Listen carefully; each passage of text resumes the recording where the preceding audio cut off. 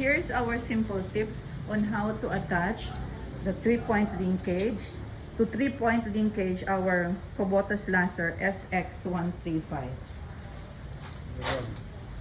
Meron lower link left.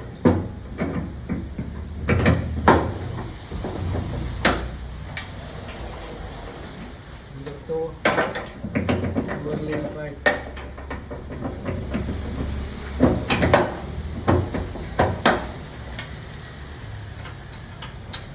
And then last is top link pin.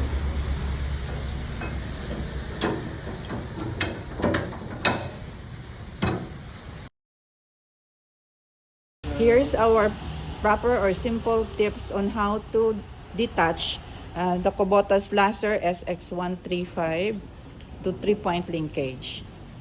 Number 1 is top link.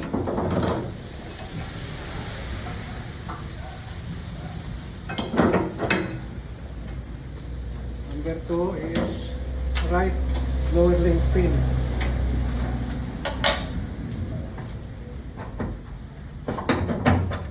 Okay. Number 3 is left lower link pin.